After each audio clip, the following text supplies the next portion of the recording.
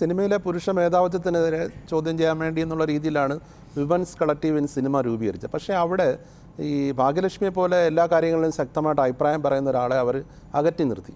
എന്താ കാര്യം? എന്തെങ്കിലും ഒരു ഹിഡൻ അജണ്ട ഉണ്ടായിരിക്കാം. എന്തായിരിക്കും ആ ഹിഡൻ അജണ്ട? അറിയില്ല. അതിൻ്റെ തലപ്പത്തുള്ള ആർക്കെങ്കിലും ഒരു വ്യക്തിവിദ്വേഷമോ അങ്ങനെ എന്തെങ്കിലും കാരണമുണ്ടോ? അത് ആരാണ് അതിൻ്റെ തലപ്പത്ത്? ഒരു കൂട്ടായ്മയാണ്. അതിന് ഭാരവാഹിത്വം ആരെങ്കിലും പറഞ്ഞിട്ടുണ്ടോ? മഞ്ജുവാര്യരുണ്ട്, ബീനാപോളുണ്ട്. അതെ. അപ്പം ആരാണ് ഇതിൻ്റെ പിന്നെ അതൊരു സംഘടനയാണെങ്കിൽ പ്രസിഡന്റ് ആരാ, സെക്രട്ടറി ആരാ ഒന്നും അറിയില്ല. അപ്പോൾ മാത്രമല്ല അതിൽ എല്ലാവരും എൻ്റെ ഏറ്റവും അടുത്ത സുഹൃത്തുക്കളുമാണ്. വളരെ എല്ലാ കാര്യങ്ങളും അങ്ങോട്ടും ഇങ്ങോട്ടും ഷെയർ ചെയ്യുന്ന സുഹൃത്തുക്കളാണ്. എന്നിട്ടും അങ്ങനെ ഒന്ന് സംഭവിച്ചിട്ടുണ്ടെങ്കിൽ അതിലെന്തെങ്കിലും ഒരു റീസൺ ഉണ്ടാവും. അല്ല, ഈ വിമൻസ് കളക്റ്റീവ് തന്നെ ഈ വിഷയത്തിൽ അവരുടെ തന്നെ ചില പ്രതിനിധികൾ അമ്മയുടെ യോഗത്തിലുണ്ട്. അവർ പോലും അവിടെ ഒന്നും സജീവമായി ഉന്നയിച്ചിട്ടില്ലെന്നാണ് കേട്ടത്. പറയേണ്ട സ്ഥലത്തൊന്നും അവരിതൊന്നും പറഞ്ഞിട്ടില്ലല്ലോ. അന്ന് തന്നെ ഇപ്പം എന്നെ സംബന്ധിച്ച് ഞാനിപ്പോൾ ഈ WCCയെ കുറിച്ച് എന്തെങ്കിലും പറയുമ്പോൾ ഞാനതിലില്ലാതെ ഇരിക്കുന്നത് കൊണ്ടാണ് എന്നുള്ളൊരു എനിക്ക് അങ്ങനെ പറയുന്ന എനിക്ക് നാണക്കേടാ. അതുകൊണ്ടല്ലേ ഇപ്പോൾ ഒരു സംഘടനയ്ക്ക് എന്നെ വേണോ വേണ്ടതെന്ന് അവർക്ക് തീരുമാനിക്കാം. അത് നിർബന്ധമൊന്നുമില്ല. ഒരു സംഘടനയിൽ ഞാൻ ഉണ്ടാവണം, സ്ത്രീ കൂട്ടായ്മയിൽ ഞാൻ ഉണ്ടാവണം എന്ന് യാതൊരു നിർബന്ധവുമില്ല. അത്ര മണ്ടിയൊന്നുമല്ല ഞാൻ. സോ അത് നമുക്ക് വിടാം. പക്ഷേ സാധാരണ ഒരു സ്ത്രീ എന്നുള്ള നിലയിൽ, അല്ലെങ്കിൽ ഒരു സിനിമാ പ്രവർത്തക, അല്ലെങ്കിൽ ഒരു സമൂഹ ജീവി എന്നുള്ള നിലയ്ക്ക് ഒരുപാട് പ്രശ്നങ്ങൾ എനിക്ക് തോന്നിയിരുന്നു. നമ്മൾ ചാനലിൽ കണ്ടുകൊണ്ട് നിൽക്കുകയാണ്.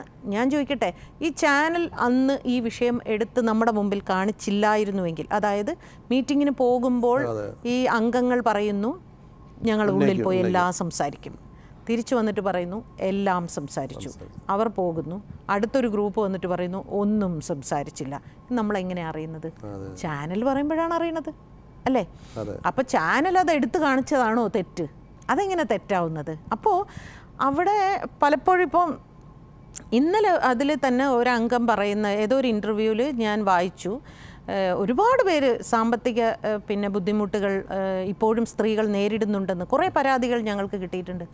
സാമ്പത്തിക പരാധീനതയ്ക്ക് വേണ്ടിയല്ല നമ്മൾ സംഘടന ഉണ്ടാക്കിയിരിക്കുന്നത്. സ്ത്രീകളുടെ സുരക്ഷിതത്വം എന്ന് പറയുന്നത് സാമ്പത്തികം മാത്രമല്ല, അതിലും കഠിനമായ അരക്ഷിതാവസ്ഥ നേരിടുന്നുണ്ടായിരിക്കാം, അല്ലേ?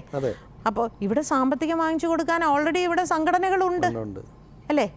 നടീനടന്മാർക്ക് അമ്മയുണ്ട്, മറ്റേ ടെക്നീഷ്യൻസിന് ഫെഫ്ക പറയുന്ന കൂട്ടത്തിൽ അമ്മയുടെ സാമ്പത്തിക ഇടപാടിനെ കുറിച്ച് ഇപ്പം ആദായ നികുതി വകുപ്പ് വളരെ മോശമായിട്ടുള്ള ചില കമന്റുകൾ ഇട്ടിട്ടുണ്ട്. കാരണം അത് വകമാറ്റി ചെലവഴിച്ചു. മലയാള സിനിമ ആകെ പ്രതിസന്ധിയിലേക്കാണ്. അത് ആ സംഘടനയുടെ ഉള്ളിൽ എനിക്കറിയില്ല, ഞാൻ അതിൽ അംഗമല്ലാത്തത് കൊണ്ട് എനിക്കറിയില്ല. അപ്പോൾ പേയ്മെൻറ്റ് വാങ്ങിത്തരാൻ മാത്രമേ ഒരു സംഘടനയ്ക്ക് പറ്റൂ. ടൈം ഫിക്സ് ചെയ്യാൻ പറയാം, പേയ്മെൻറ്റ്. അല്ലാതെ സുരക്ഷിതത്വം എന്ന് പറയുന്നത് ഒരു സംഘടനയ്ക്കും വാങ്ങിത്തരാൻ പറ്റില്ല. അത് ഞാൻ വിചാരിക്കണം. എൻ്റെ സുരക്ഷിതത്വം എങ്ങനെ ആയിരിക്കണം എന്ന് ഞാൻ വിചാരിച്ചാൽ മാത്രമേ പറ്റൂ. ഞാൻ ചോദിക്കട്ടെ, എപ്പോഴും ഇവർക്ക് ഈ പെണ്ണുങ്ങളുടെ കൂടെ നടക്കാൻ പറ്റൂ? Female hair dressers, costumers, actors, editors, എത്ര വിഭാഗത്തിൽ ഇപ്പോൾ സ്ത്രീകളുണ്ട്, കൊറിയോഗ്രാഫേഴ്സ്, അല്ലേ? മേക്കപ്പ്, എല്ലാ വിഭാഗത്തിലും ഉണ്ട്. ഇവരൊക്കെ രാത്രി ഇങ്ങനെ ഇവരെ സംരക്ഷിക്കാൻ, ഈ സംരക്ഷണം എന്ന് പറയുന്നത് മറ്റുള്ളവർ തരുന്നതല്ല, എന്നെ സംരക്ഷിക്കാൻ എനിക്ക് മാത്രമേ